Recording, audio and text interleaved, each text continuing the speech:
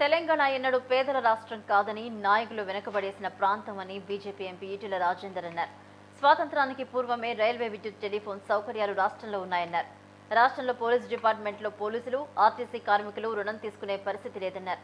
Retired ఉద్యోగులు benefits రావడం లేదని, విద్యార్థులకు ఫీజు రియంబర్స్మెంట్ వచ్చే పరిస్థితి లేదన్నారు.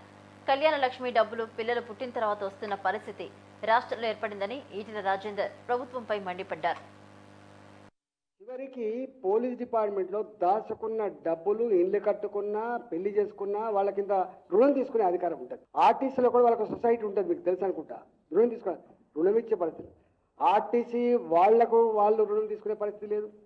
పోలీస్ డిపార్ట్మెంట్లో ఉన్నటువంటి వాళ్ళు రుణం తీసుకునే పరిస్థితి లేదు. రిటైర్ అయినటువంటి ఉద్యోగులకు బెనిఫిట్స్ వచ్చే పరిస్థితి లేదు.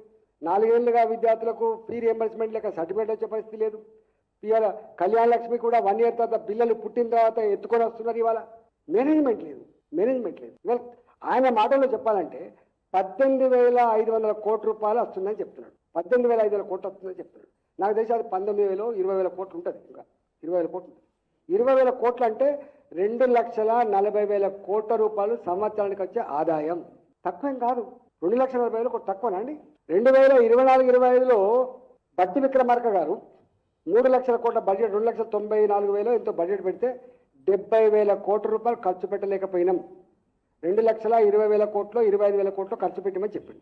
మరి ఇప్పుడు ఆయన లెక్క ప్రకారంగానే పోయిన సంవత్సరం 2,25,000 కోట్లు ఖర్చు పెడితే 2,40,000 కోట్ల రూపాయలు ఆదాయం వస్తుందని చెప్తున్నారు.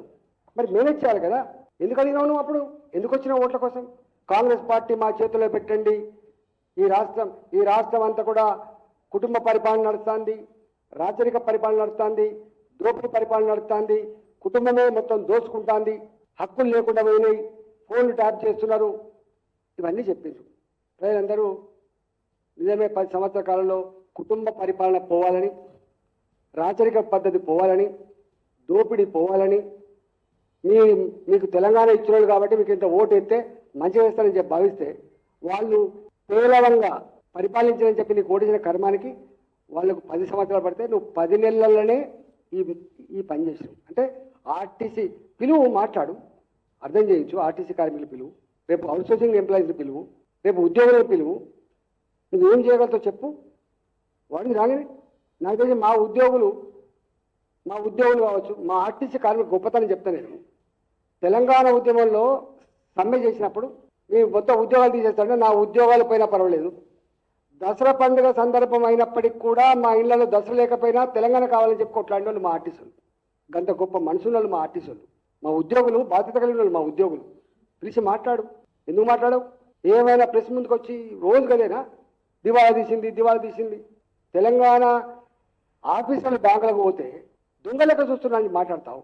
దొంగ లెక్క కనపడుతున్నావు. దొంగ లెక్క అయితేనే నీకు 64,000 కోట్ల అప్పు ఎట్లా పుట్టింది 2024-25లో? దొంగ లెక్క అయితేనే మళ్ళీ ఎట్లా పోతున్నావు అప్పులకు? నిన్న వచ్చి అనౌన్స్ చేసిపోయిండు. నిన్న గడ్కరీ గారు వచ్చి అనౌన్స్ చేసిపోయిండు. చివరికి పోలీస్